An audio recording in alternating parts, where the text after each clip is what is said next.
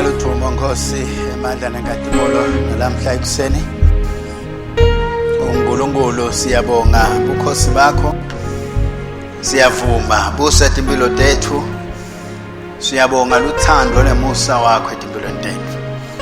Khadimliso wendiwe mkhulu Nkosi Jesu nalamuhla naphakathe. Ludumo lonke lufanele wena. uNkulunkulu manje naphakathe. Sithi wena wedwa uyinkosi uyabusa phakathe. Ludumo liphakanyiswe lonke lude kuwe. Egameni la Jesu Kristu lobusa phakathe. Amen.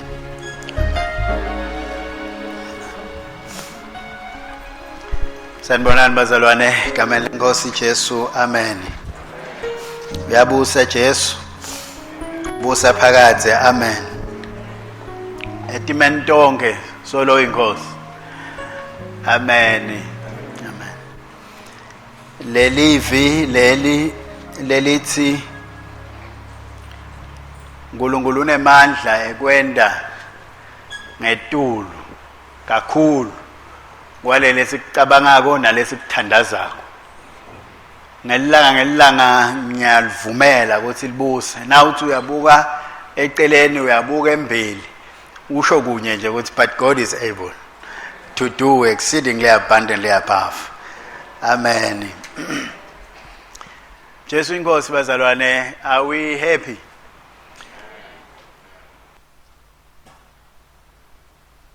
Jesu yabusa bazalwane. Lokho kunginika sibinzi noma ngabe simo singathini noma simo singaba njani. Usesihlalweni uyinkosi phakathi. Ligama lenkosi alibonga. Siyabonga bazalwane, ngicela ukuthi si challengeane lamhla ekuseni ngemavi lathi njengoba inkosi seyikukhululile noma seyisikhululile kasihambe kuleyo nkhululeko. Walk in that freedom. Asihambe kuleyo nkhululeko inkosi lese isiphe yona. Base Galatia chapter 5 ndawucela sifunze nje verse 1 2.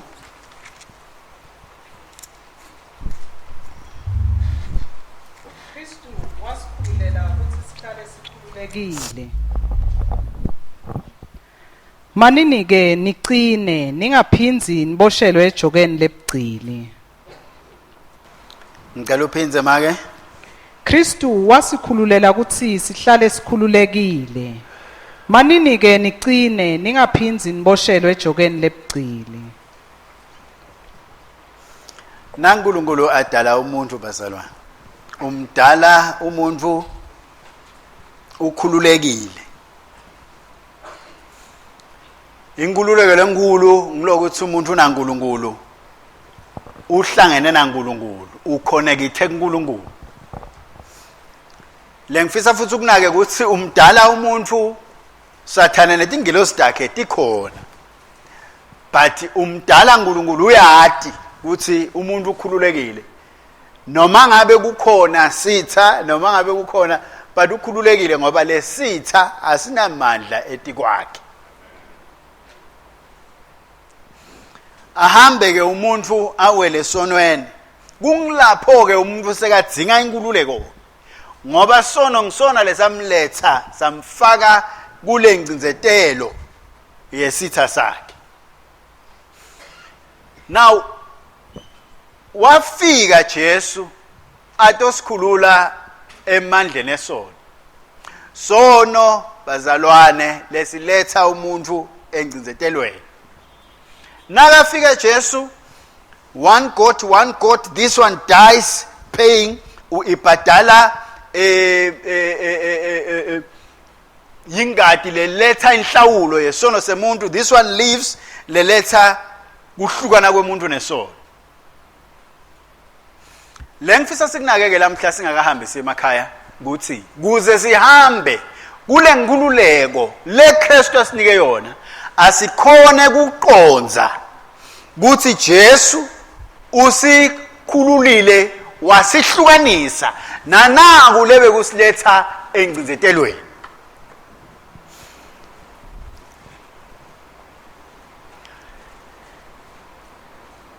nakavuka Jesu ethuneni umbhalo uthi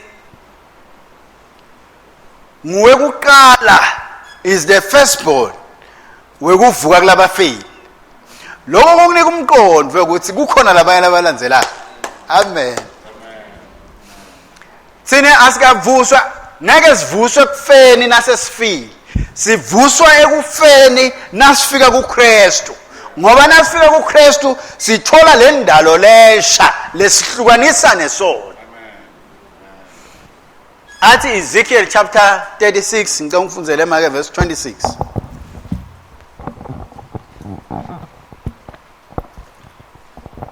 Verse 26. Ngiyawuninika inhlitiyo lensha, ngifake umoya lomusha ekhatsi kini. Ngiyawukhipha inhlitiyo lelitshe kini, ngininike inhlitiyo yenyama. Ngiyawufaka umoya wami kini, nginente nilandzele timiso tami, nicaphele kugcina imithetfo yami. Amen. Amen. Now, ngicela kusho bazalwane ukuthi lokuhamba embili ekusibambene ngcinzetelweni noma sesikhululekile. Ngilokuzama ukukhululeka. Lamhla ngiyafisa siconze ukuthi Kristu wasikhulula mbamba. Kumele sihambe sikhululekile ngaze ngakhumbula lenye ingoma. Ligama lenkosi alibonga.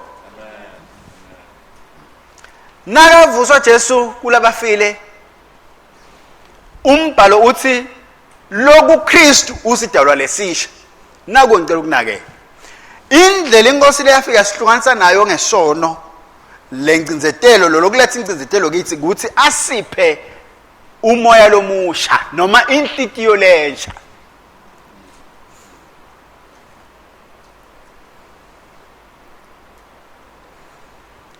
Kulikhuni bazalwane kugcina sifikile kulawo maqiniso. Ngiko ke lokwenda impilo yethu uthi sisimbe. Ngoba solo sathi ukuthi kumele sizame kuze silungelane naNkulunkulu. Kanzi when you now sinziswa uthola lenhlitiyo lensha. Lathi Ezekiel ngitakunika inhlitiyo lensha. Ngisusa inhlitiyo yelitshe ngikunike inhlitiyo yenyama. Bese uthi ngulo moya wami I will put my spirit now faka moya wami kuwe. Nguloyo moya ngileyo inhlitiyo lelesenda sikhona kuhamba ngalokufunekako phambi kwaNkulunkulu. Akusiko indlela yokuzama kuzabalaza. Ngule nhlitiyo lensha ngulo moya lomusha lesimukelako nasisinziswa lolofike wena umehluko umzalwane ahambe kwehluke.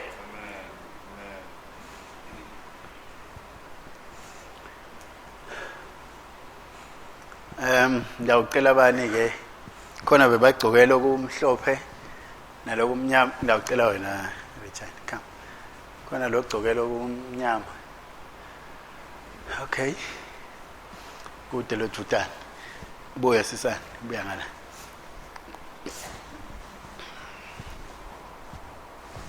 Ndawo edlula nje masishane ngifuna kuletha nasithombe. Nakamdala umuntu uNkulunkulu umdala uconnected noma uhlangene noma munye naye. Nika nami sibazana. Lo moya waNkulunkulu uthi ngoMbhayibheli lithi waphefumulela lo moya waNkulunkulu nguwo lo connectana naNkulunkulu. Uyaphila uNkulunkulu nemuntu wakhe kumnanzi. But the day awele sonweni umuntu wa disconnecta naNkulunkulu. Ngikhuluma ngemoya wakho, ngenhlitiyo yakho, la lakhuluma ngayo Ezekiel. Ngayinami sibazana.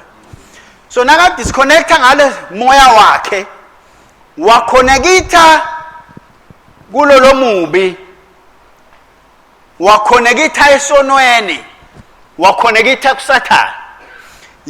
Lo moya wakhe wakhonekitha lapho. Yingakho letiqalekiso lokugula konke is coming from there through lo moya bese kuba manifest bese kuyavela kuyabonakala emtimbeni nasempilweni yakhe.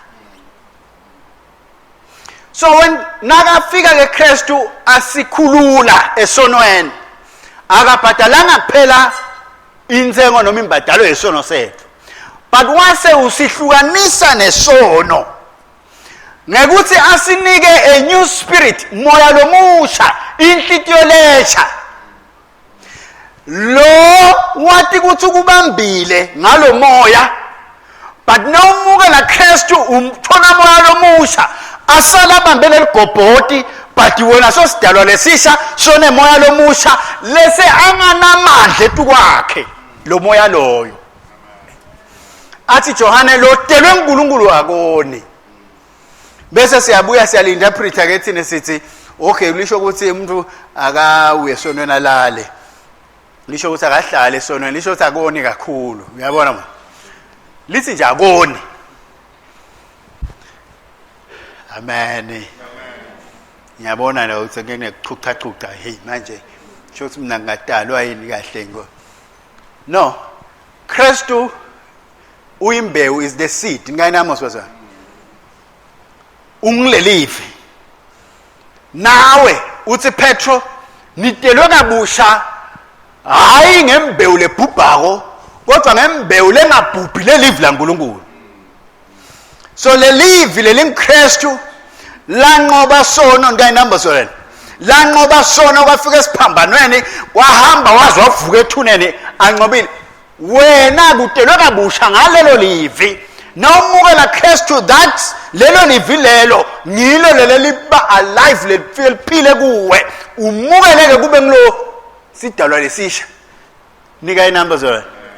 So nguye ke lo moya lo ke lathi lotelwe uNkulunkulu akoni. Lene ngoba imbewu yaNkulunkulu ikuye. Ngoba indalo yaNkulunkulu ikuye. Le ndalo yaNkulunkulu ngulenhlitiyo lesha ngilesidalwa lesisha lesisimukela kona ngabe Kristu afike empilweni tethu.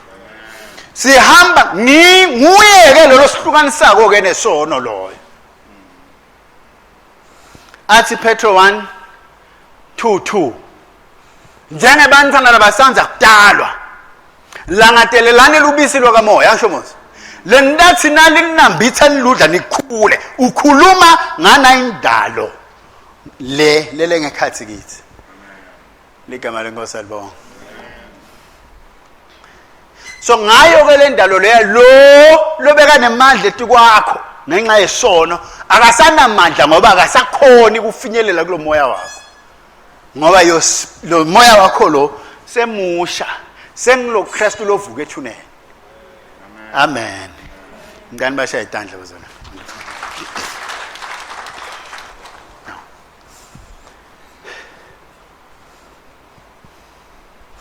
Uqonze lokuthi wena unamoya lomusha nenhlitiyo lensha na ufika kuKristu.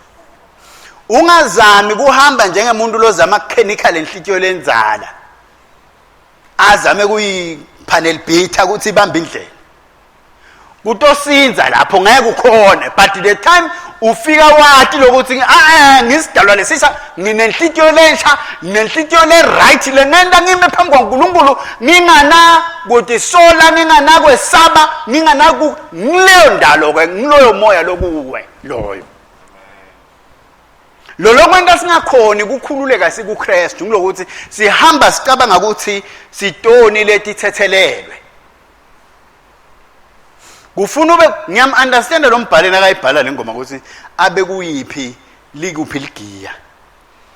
But nasiqhubeka sifuza umbhalo siyakhona besitoni asisasito toni nyalo. Ngoba ngeke sibe toni siphinde sibe kulunga kwaNkulunkulu. Ngoba Kristu wendihoba sono kuze kuthi thine sibe kulunga kwaNkulunkulu.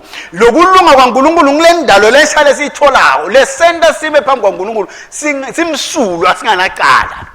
Singakhona kungena phambi kwaNkulunkulu sithi babe. Ngeke ukwende lokho ngalenhlitiyo lenzala. Ngoba lenhlitiyo lenzala ibala ibeka, ikhumbula icabanga. So sehlukanisiwe ke ngaloko ngana inhlitiyo lensha ingosi lesiphe yona. Kasihambe sikhululekile ngoba siyathi ukuthi thina sesikulunga kwaNkulunkulu. Athi Paula ku chapter 8 kuma seRoma sono asisana mandla etikwethu. Ngoba moya usikhululile usihlukanisiwe lemandla aso. naku nginakucela ke bazalwane kuwe ngabe kutaba mawululo kanganani lolo kusivimba kwabazalwane ukuthi sihambe kule nkululeko yethu ngilokuthi sihamba solo sine ingqondo yekuba doni sono asikho kulokwenda ngenyama sono yindalo kuconnectana ube munye naSathane noma ungenda kahle ngenyama it's a matter of time kubonakala ukuthi uconnecte kuphi nginganami usibazana but inyalo siconnecte kuNkulunkulu kusho ukuthi nakhona sikhathi lesitawusho ukuthi siconnectile enkosini so ngifisa sihambe ke sathi ukuthi thine sikulunga kwaNkulunkulu sehlukanisiwe nesono we are the righteousness of God sikulunga kwaNkulunkulu naku ke wecanga nakucela ukuthi ngikucele kuko asikhoni kuthandaza singakathi khumbude ukuthi sidoni kwala noma ungashumayela kusukela ekusekoshona la nase kumele uthandaze nzambama so uyaqala uyacabanga hongozi nanathi atono natiya kodwa ngendene lamhla nanathi alengathi khumbuli ngifisa sihambe sikulunga sicabanga kulunga kunekucabanga ukuthi sidoni to the point ukuthi naku vocabulary yakho noma emagameni lonawo hamba ususe naligama lelithi sini ulisuse la kule vocabulary yakho yabona leze inkinga lenkulu ke leyo labanengi bethu sengeba sakhona ukuthandaza noma ke singeke sakhona ukucetha umthandazo tawucetha njani umthandazo susa nje lokuthi ngisona lenye ingceke nkosi ithi ekhathini esiningi nasithandaza sibese silwa nemimoya la mthandazo akusiso sikhathi lokho emthandazweni kuthi ngimnenkosi ngimnababe siqoqa indzaba nababa khulume tintfo kimi asume ngasathane netintfo takhe ngayinami usibazana lo ngawudila nako nangabe ngawukhanza kulandleleni yami ngeke ngigijimise madimoni la qantatha indzaba ngilele ngiconsent ngalo nginale landleleni yami futhi nalo lesinye isikhathi nale tikhathi letinenge ngabudzinga ukuthi udile nalo ngoba nawuvela nje liyati ukuthi hayi lona ke sengilomunye lo amen bazalwane hey ngeke ngasherisha kulabanye ngathi kamoya inyama ayibandi flesh doesn't count in the spiritual world lothi James lothi ngimake mabonza akubali kamoya ngubekisela uma sigebengu sizama indodalo bese kuqhamuka imoto yemaphoyisa nginami usibazwana nalehla leliphoyisa lesigebengu sibuka ukuthi limhlophe leliphoyisa limnyama leliphoyisa lifisha lithi akunanzaba kubala nje ukuthi naliphoyisa ayisho manje ngilembheje yakamoya ke leyo lekungabali ukuthi ngidze mfisha umnyama kunjani le live la kamoya lembheje yakamoya lokuba na Christ that leyo nature leyo kuwe it's enough ku counter ukuthi sekufike lenye lomnye umuntu ke la amen bazalwane so ngicela ke ukuthi susa ke uqaba ukuthi sone ngiko lo lokuchoka lokuvimba singakhoni kunambitha lenkululeko leKristu asikhululele ukuthi siyinambithe lenkululeko leyo bazalwane akusikuphela ukuthi inambithwe ngithi letithelo taleyo nkululeko atibonwa ngumhlaba kuphela nawe kunetithelo longakhona ukunambitha na ungakhona ukuhamba kule nkululeko ungakhululeka kanjani nangabe solucabanga ukuthi usoni ngoba na usolucabanga ukuthi usoni uyathi ukuthi kumele uface uNkulunkulu ngalenye ilanga ngayinami bazalwane but ngicela wathi mina ukuthi Kristu wakukhulula kuloko waface uNkulunkulu waface kuhlulelwa waface kulahlwa ngenxa yakho ngeke ke nawe uyoface uNkulunkulu nekulahlwa ngenxa yesono nangabe Kristu akwenda lo wena nami sikhululekile amen bazalwane uma ngabe hey Nkosi yami ngayibeka njani ke le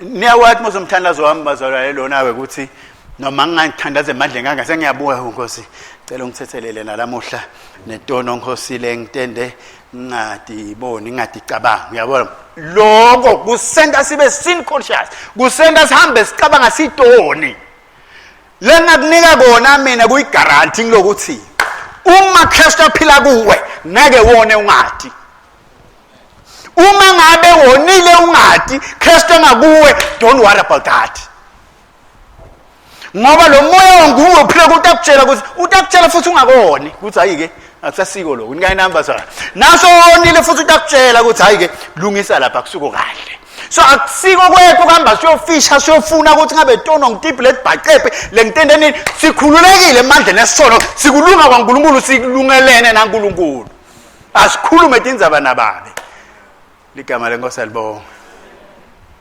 kwesibili ke ngicela sikunake lokuvimba ukuthi sihambe kwekuqala ngilokucabanga ukuthi sidoni kwesibili ke lengicela ukuthi sikunake Roma chapter 7 ngicela ngifundzele make from verse number 1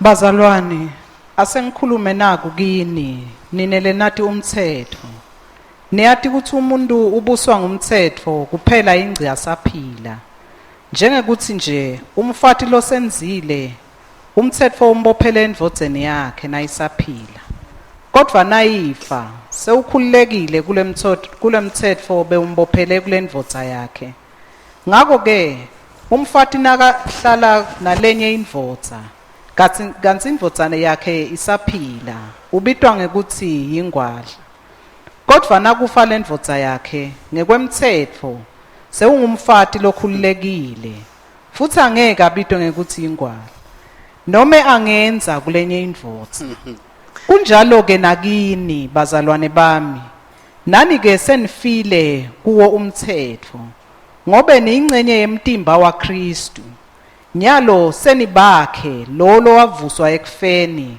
kuze thine sitewuthelela uNkulunkulu tithelo amen bazalwane amen ngicela ukukuphana sithombe senkululeko le Kristu asikhulule lekathi Paul nabhanela Galatia hambani le ngululeko ningaphinzi nivume uboshelwa kuleli joke lencizitela amen bazalwane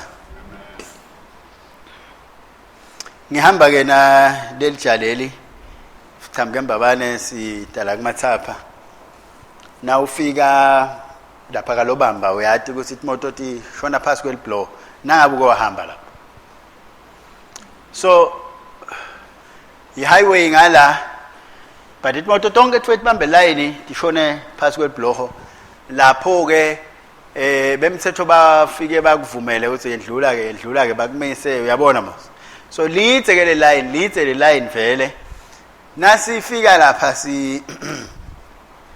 sibambele line ngibuka ngala kule highway uthi ngala kule highway kuhlobile kude lokuhamba lapha amen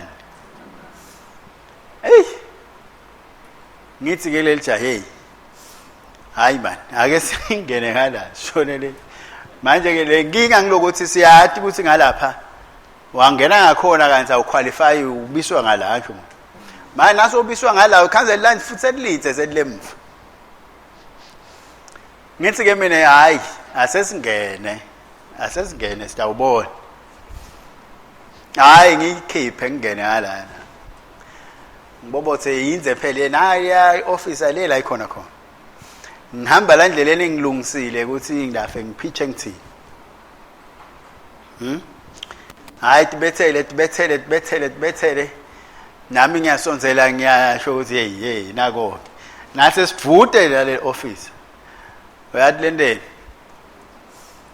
lithathe le call levimbe ngalo ayisuse emela ngibe ngihlahlabula ke dlula sihamba naye ke siyalela sithi hey uyathi yo kanjani nje uyathi ngicela ukuthi ke bazalwane ngikuchallenge ekuthenini Kristu usikhululile kuthi sihlale sinjani sikhululekile asihambe kule nkululeko now naku ke lokwendekako bazalwane lempilo yethu uyikhanza imela layini le line lelihamba lihambe lize lithola umuntu lo afika athi ke okay yedlula nikayinami bazalwane sinetinto letiningi lesizamako kuze sikhone ukuthi nathi siqualify ukuthi weyedlula but ngicela kusho ukuthi Kristu sikhululile kuthi sihambe kule nkululeko ngathi bancane nalabo abahamba kuyo ngoba sonke sibambe line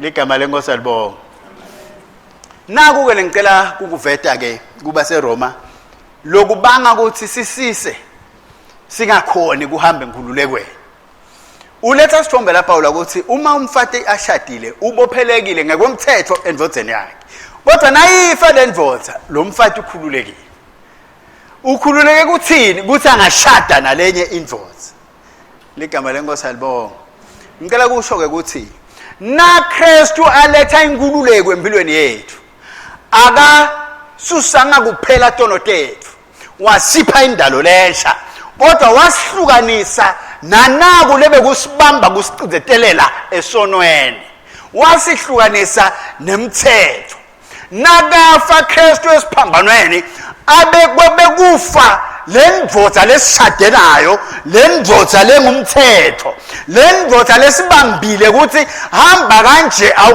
awuqualify uthi uyahamba kathathu ugileke ifike ithi buya uqalele phasi ngoba wehlulwa ngunye wehlulwe ngokonke ligama lenkosi alibonga ngiyathi bazwa ukuthi kukhuni kufika kuleso sigaba sekuthi kube melula ukuthi ngikhululekile emandleni emthetho ngalokuthi sibazalwane laba timisele ukuthi sikhonde inkosi sente kahle ninkayinami sibazalwane manje kanti ke ngibolo lokusibhlokako ukuthi sihambe kule nkululeko inkosi lesinikete yona ngoba kube besingakhona kugcina umthetho bekungadzingeki ukuthi Kristu ete afe esiphambanweni ngenxa yethu lo mthetho walethelwa ukuthi umuntu akhona ukuthi bona ukuthi usoni kanganani hayi ukuthi umuntu asinziswe ngemthetho ngoba umthetho ude impilo but lo mthetho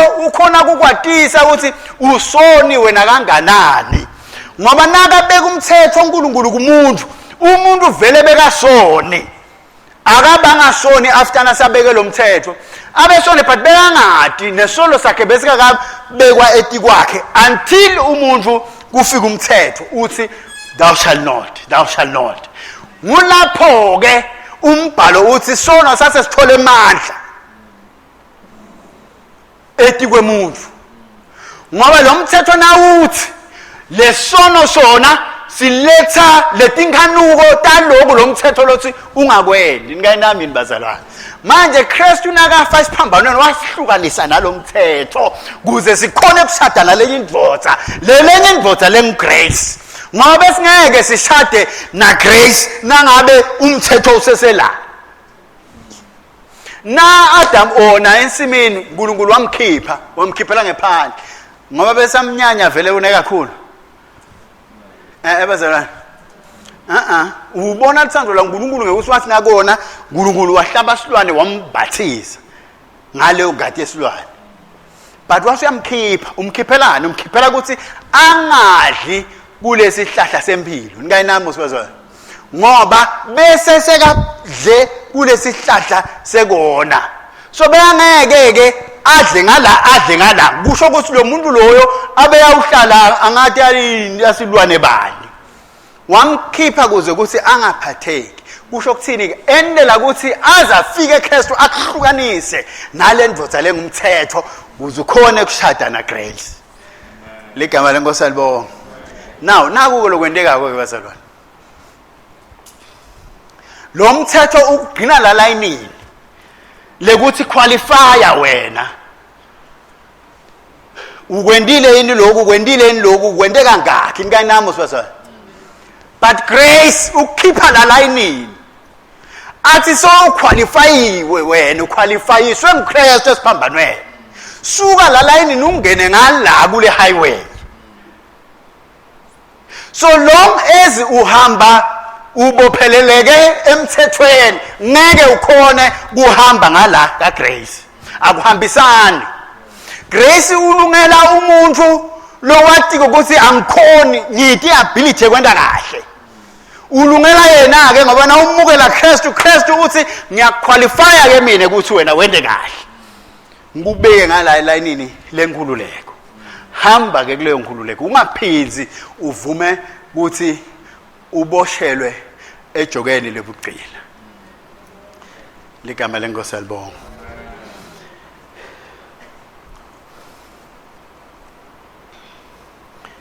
athi Paul kubaseGalatia wenda lo musa waNkulunkulu lo msebenzi wesiphambano ungabi nemandla empilweni yakho lokhu ngikusho bazalwane ngoba kwamele sithele tithelo umbhalo uthi sihlukaniswe nemithetho ukuze sikhone ukushada nalenye indvodza sithele tithelo kuNkulunkulu lesithelo sekuthula nenhlokodo ngeke usithole na usahamba ngala emthethweni leni ngoba ngeke uzukhona kwenda kahle ngemandla akho ngeke futhi uzukhona kwenda enough ngemandla akho but now vuma grace now vuma lo musa lo lokuqualifyako wena ukufake ngala ekhathini lesiningi asikhona usho kwenkosini siyocela ngalokuthi uqala utibuke hey Nkosi yami hey uqala utibuke kule tibuko takamoya angisasho ke leli emakhaya niyatibona mosibazwana ubabazi uyabuka hawumi ugcina ungakakhoni nekusuka nje phasi uyothi Nkosi ngicela ungiside la ngoba awu qualify awusiko worthy manje lo mzalwane lo njalo umzalwane ngidawuthi mhlambe u proud umzalwane lo tiphakamisako lo ngafuni ukuthi yekelela ku grace ngayinami lo zama ukuthi atendele yena ngemandla akhe ngeke ukhona Christ wasikhulula abazalwane esonweni nasemandleni esono wasikhulula wasinika indalo lensha wasikhulula wasihlukanisa nemithetho umbhalo uthe manje esona semthethweni wathatha Jesu lo mthetho nako konke lobabhaliwe against you wakubethela esiphambanweni wakususa endleleni yakho kuze kuthi wena uhlale ngala kuna ilane ye highway lele qualifyako uqualifyiswe yini uqualifyiswe ngumsebenzi wasesiphambanweni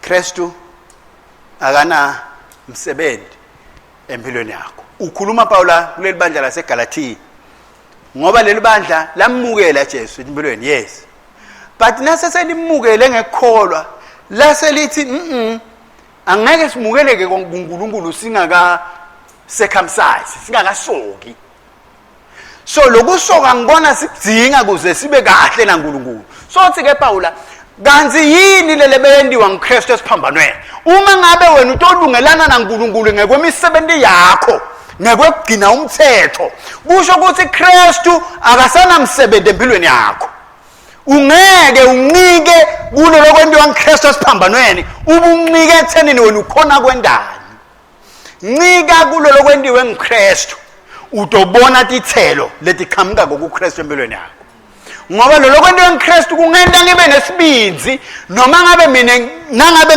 ngingakhoni ngehluleka but ngalesiphambano kungenta ngibe nesibinzi sekuta kubabe ngifike ngithi babe ngenxa yesiphambano lokho kuletha tithelo kuveta tithelo ukhona kuba nekuthula ungumzalwane ukhona kuba nentokoto ungumzalwane kube kuhusha ngephandle njengoba kuhusha nje emhlabeni la siphila khona lamuhla asifanani nebelife sikhona khona eveni but asifanani nabo ngoba thina asisibo labanganathemba ngoba thina sinelithemba lithemba lethu nguKristu lo sende salungelana naNkulunkulu noma siyahamba kuyalunga noma siyahlala kuyalunga ngoba solo Kristu uyinkosi uyabusa empilweni tethu amen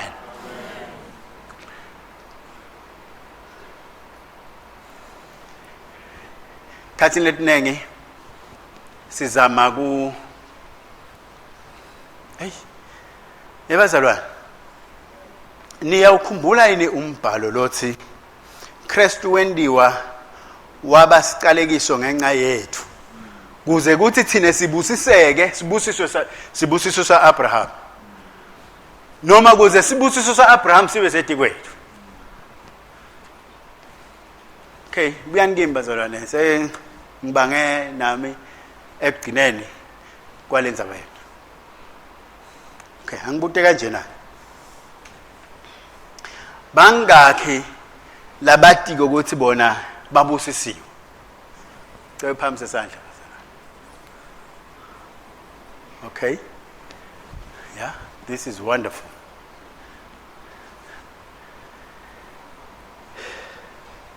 Yini lekubangela uthi ubusisiwe?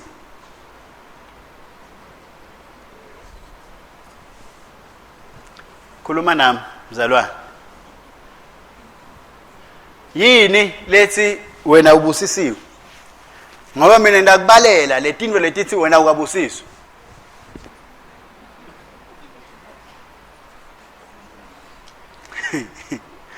Amen bazalwane. Yini? Yes ba.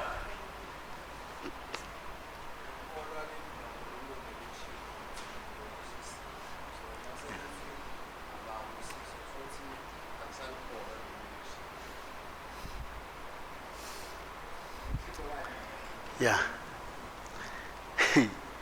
Uzomzala live lishito kanenge lokuthi ngibusisiwe.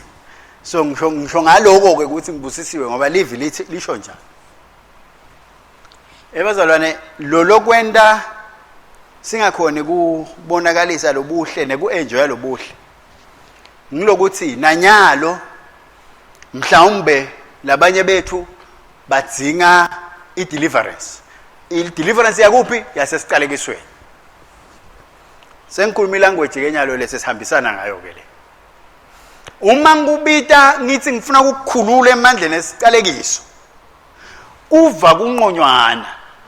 Futhi ngingaphakamisa isandla kuphela, ngikubambe, mhlambe ngikushukashuke. Ngiyakhulula emandleni anike esiqalekiso.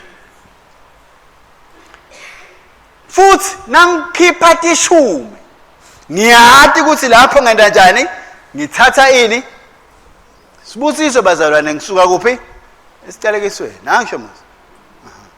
Lena ngifisa ke ukuthi sikunake bazalwane kulokuthi nangabe tishumi tethu neminikelo yethu ikhona kusinika sibusiso.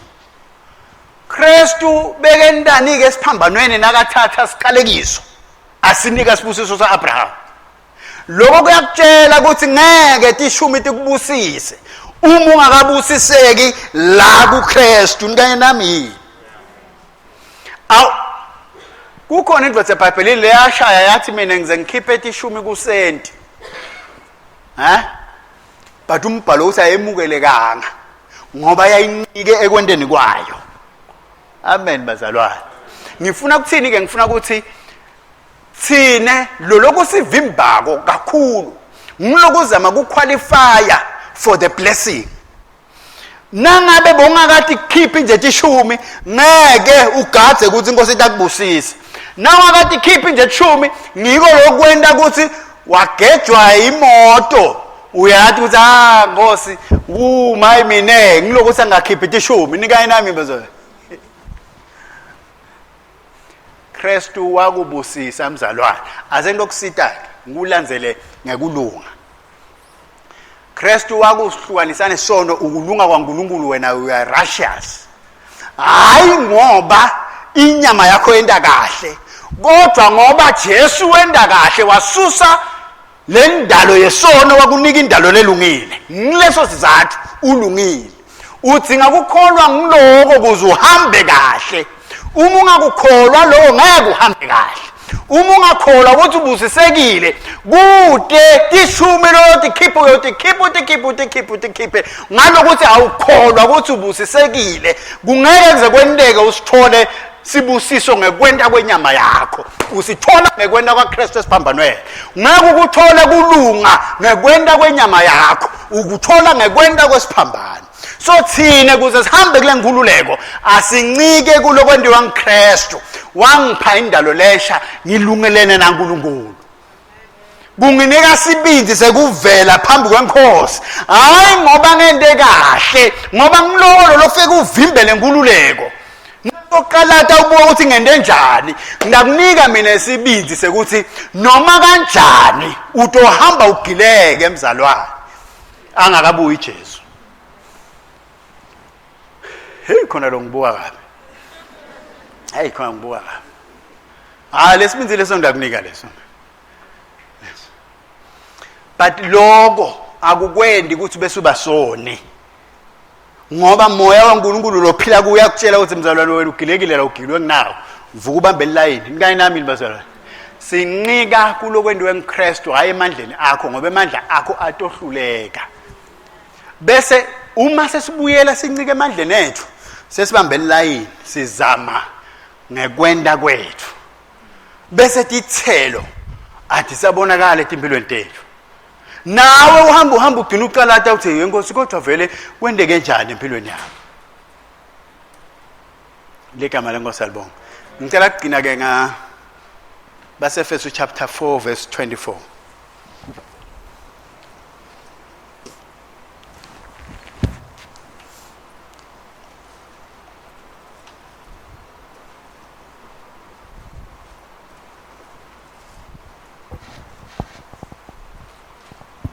verse 24 okay cala 23 man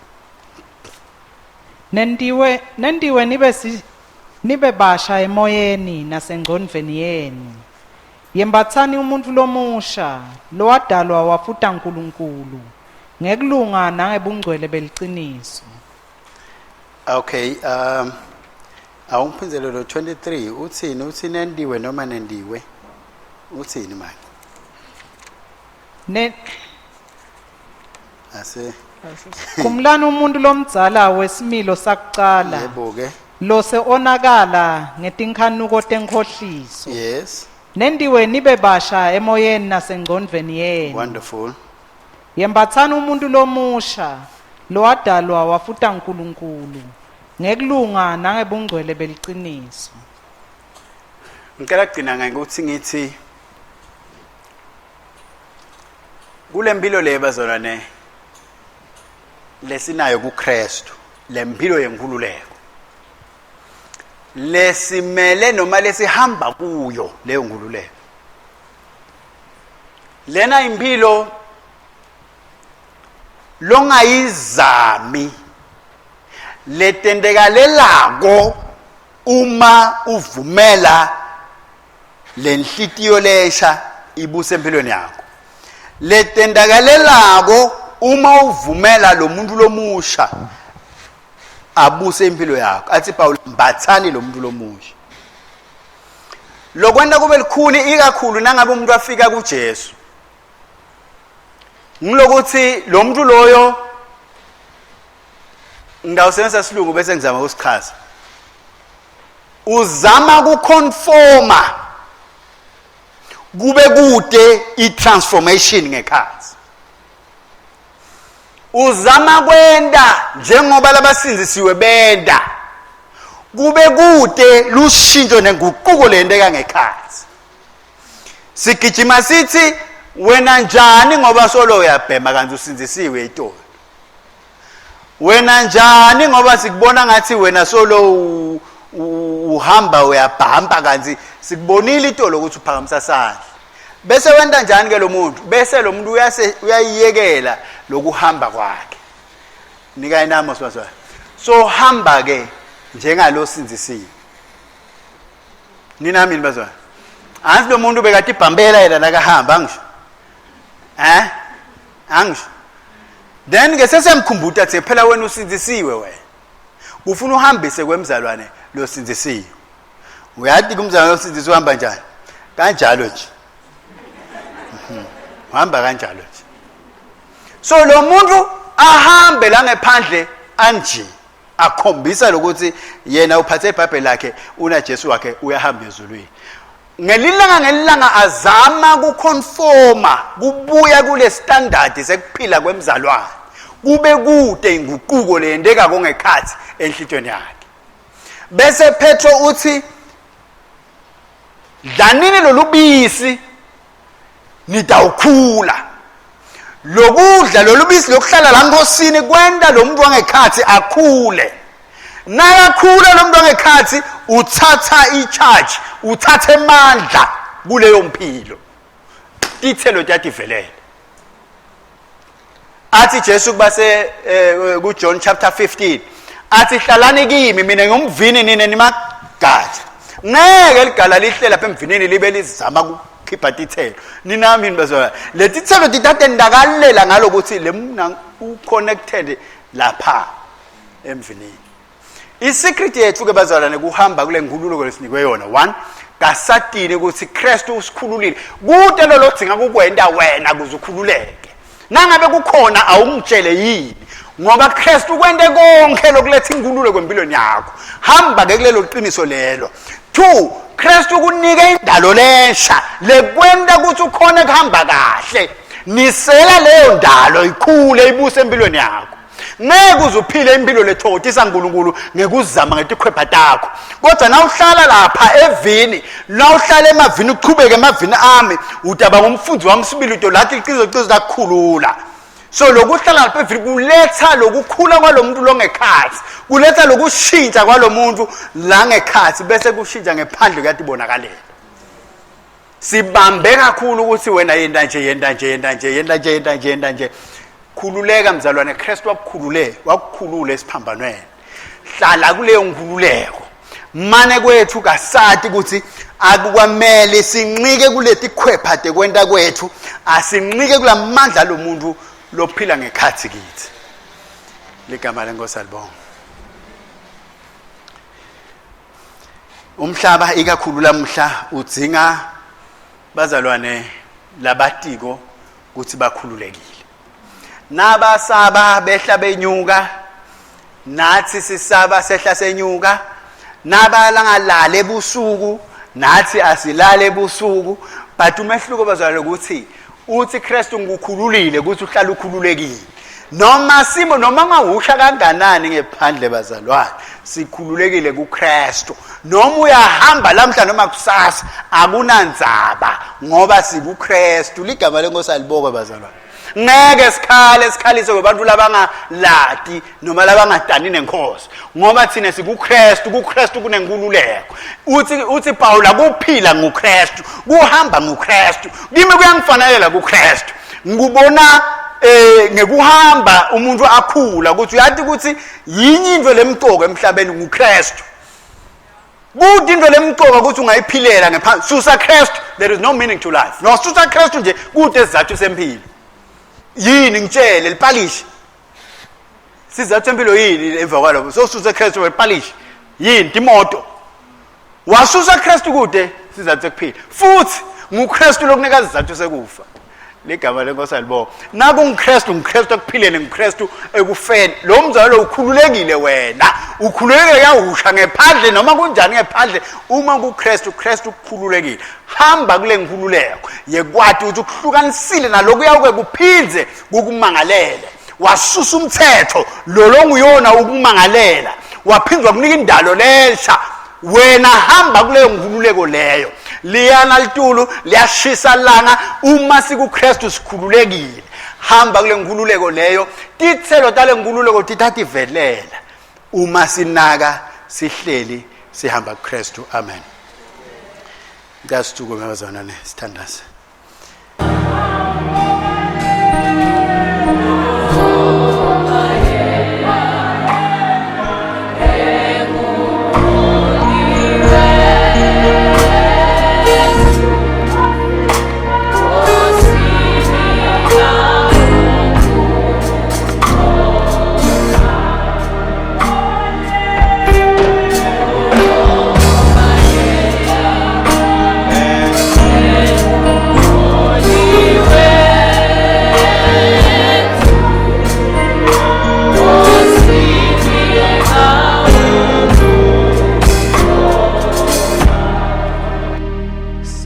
Mehlo inhlitiyo yethu inoma ngeliqiniso lese silitholile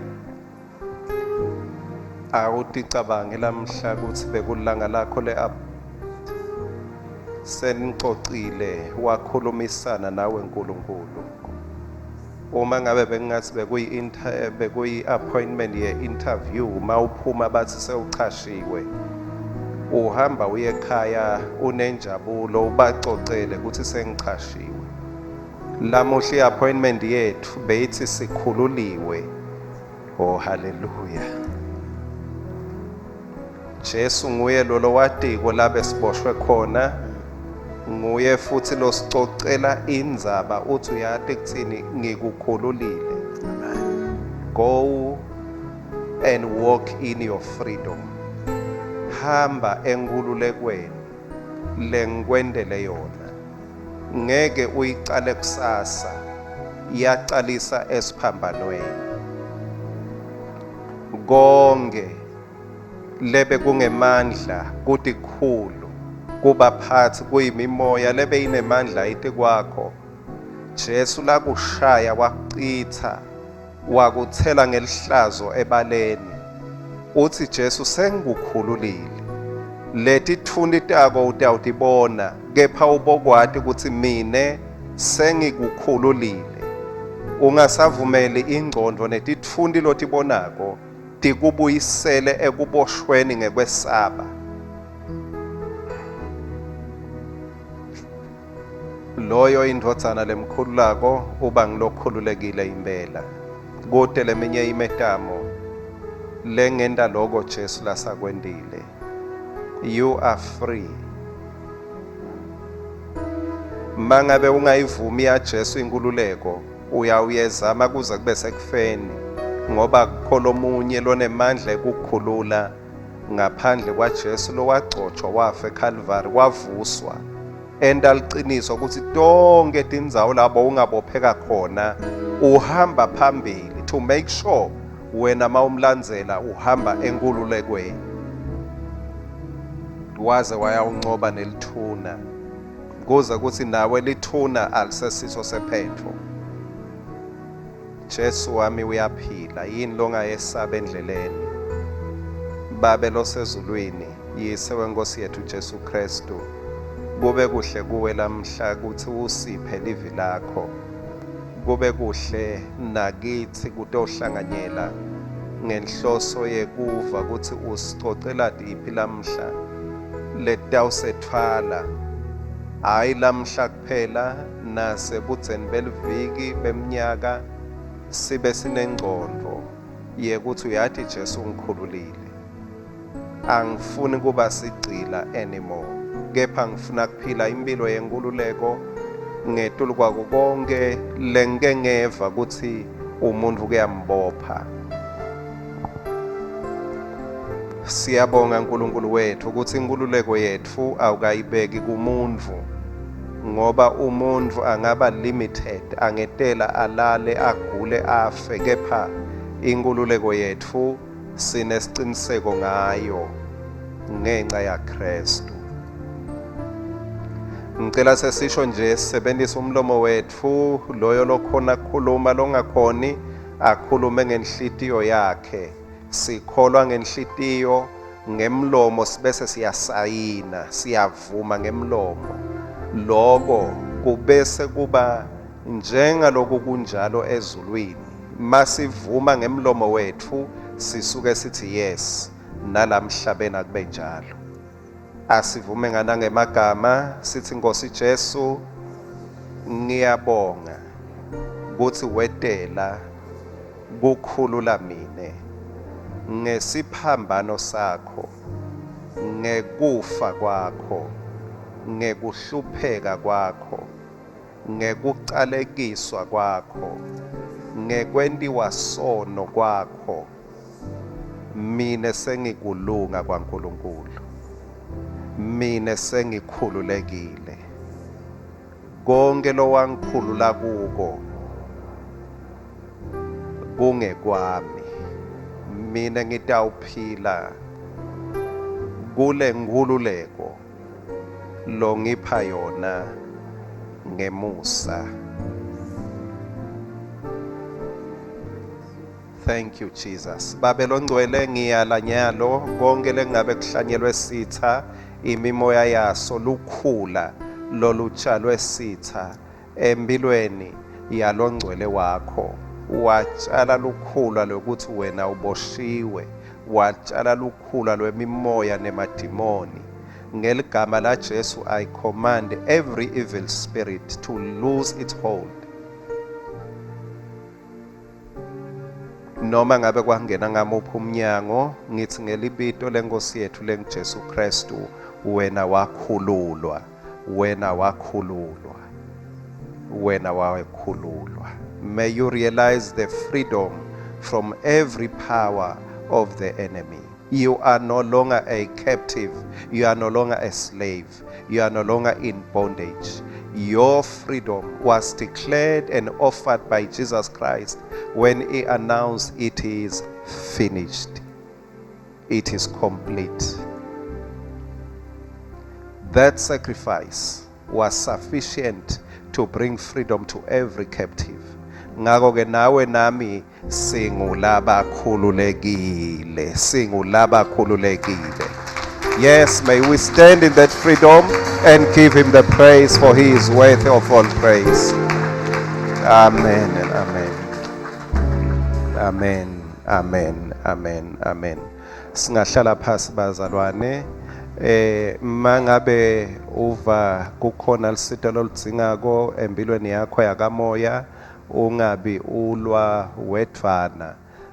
Uyathi esikhatsini letiningi udzinga nje umuntu lotakukhumbuta akukhombise ukuthi kahle kahle lokulolwa nako akukho man, ulwa nelide. Siyambonga ke uNkulunkulu ngaleli thuba, so uzame ukuthi khona kitha nalabanye mangabe ucabanga ukuthi hayi kumbe udzinga ukuthi usitakale ngendlela letsite, please ungesabe kusondzela sicocisane kuze kuthi site ukhona kusitana kuloko inkosi lesisitile kuko.